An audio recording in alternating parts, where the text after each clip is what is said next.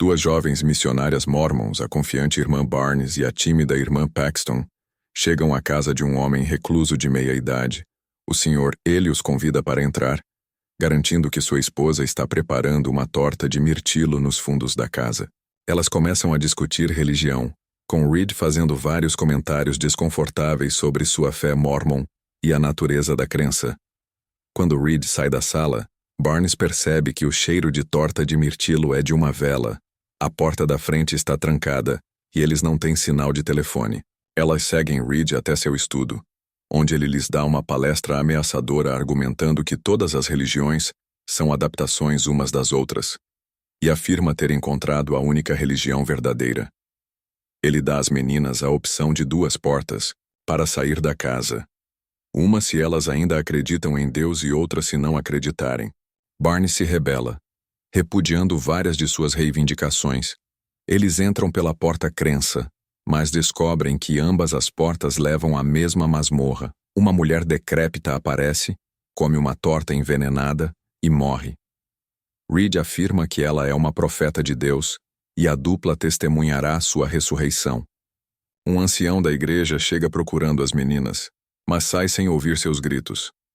A profeta ressuscita e descreve a vida após a morte. Barnes rejeita a descrição do profeta, observando sua semelhança com alucinações comuns de experiências de quase morte. Quando Barnes dá a Paxton um sinal para atacar Reed, ele corta a garganta de Barnes e afirma que ela também ressuscitará. Enquanto Barnes sangra, Reed remove um objeto de metal de dentro de seu braço, alegando que é um microchip que prova que Barnes não era real e que o mundo é uma simulação. Paxton reconhece o objeto como um implante contraceptivo e percebe que tudo foi orquestrado por Reed. Enquanto as meninas estavam distraídas com a chegada do ancião, uma segunda mulher escondeu o cadáver do profeta, tomou seu lugar e entregou. A descrição da vida após a morte como escrita por Reed, acrescentando um comentário não planejado, não é real. O assassinato de Barnes por Reed e a tentativa de convencer Paxton de uma realidade simulada foi uma improvisação para encobrir o plano que deu errado. Paxton descobre uma rampa subterrânea na qual o cadáver da profeta estava escondido e desce com Reed prometendo que isso lhe mostrará a uma verdadeira religião. Paxton encontra uma câmara cheia de mulheres emaciadas em gaiolas, trancadas com o cadeado de bicicleta que ela usou antes de entrar na casa de Reed. Ela percebe a conclusão de Reed, que o desejo de controlar os outros é a raiz de todas as religiões. Paxton esfaqueia Reed com um abridor de cartas, mas Reed a esfaqueia enquanto ela tenta escapar. Enquanto eles sangram no porão, Paxton reza, dizendo a Reed que é feito para mostrar bondade aos outros em vez de produzir resultados materiais. Reed se prepara para acabar com ela, mas Barnes, que ainda estava viva, o mata com uma tábua de madeira antes de morrer. Paxton sobe por uma janela e uma borboleta cai em sua mão. Ela expressou anteriormente o desejo de reencarnar como uma borboleta que aparece nas mãos de seus entes queridos. Ele desaparece, deixando Paxton sozinha na paisagem nevada. Vários mormons e ex-mormons elogiaram o filme por seu retrato realista e diferenciado do mormonismo. A Igreja de Jesus Cristo dos Santos dos Últimos Dias divulgou uma declaração condenando o retrato do filme da violência contra a mulher e publicou um artigo sobre segurança missionária, destinado a auxiliar jornalistas e o público com perguntas e preocupações sobre a segurança e o bem-estar dos missionários.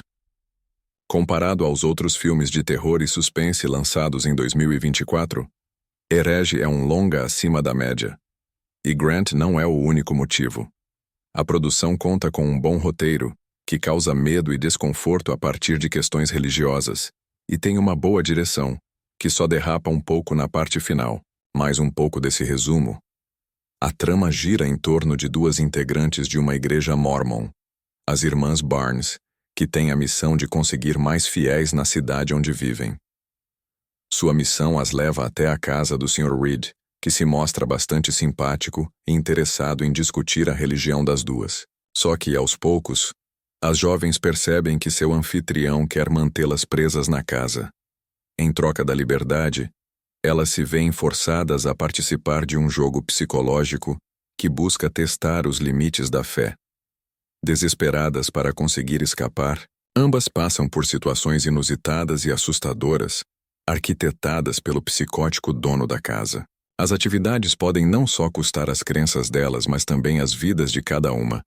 Um dos elementos mais fascinantes de Herege está no roteiro, assinado por Scott Beck e Brian Woods, que se tornaram conhecidos por terem escrito Um Lugar Silencioso, sucesso dirigido por John Krasinski.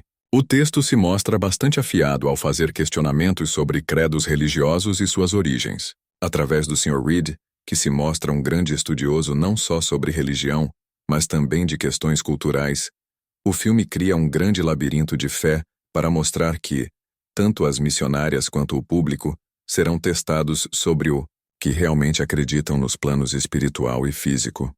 Cada prova que o personagem de Grant realiza com as moças traz um grau de perversidade que aumenta à medida que a trama avança.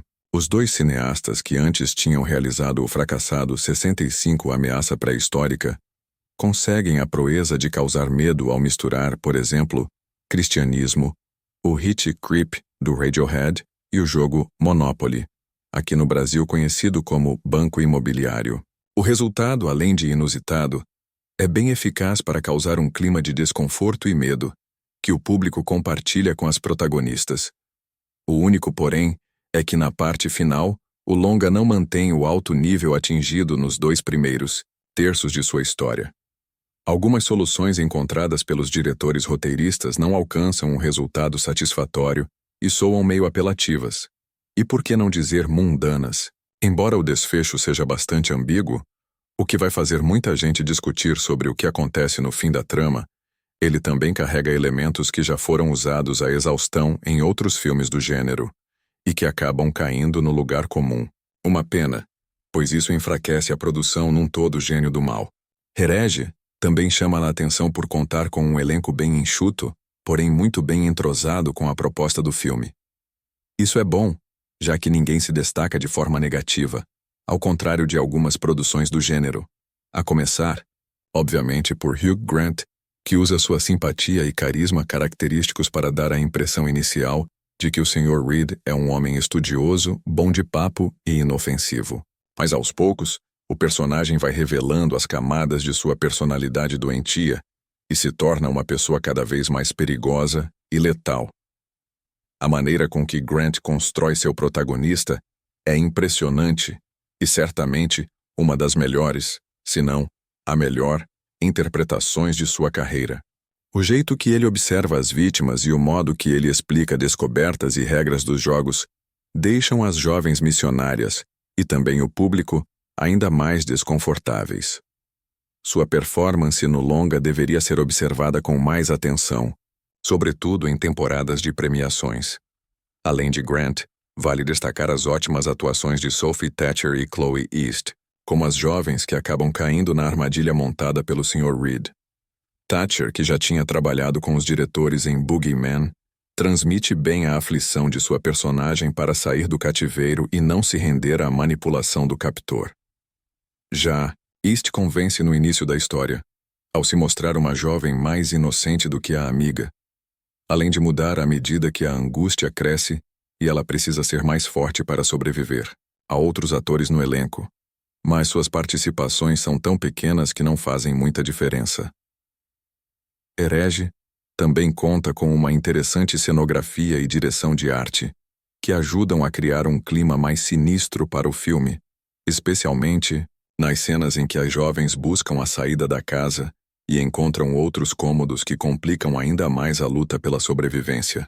Os sustos são elaborados, fogem do estilo jump scares, aqueles que fazem o espectador pular da cadeira.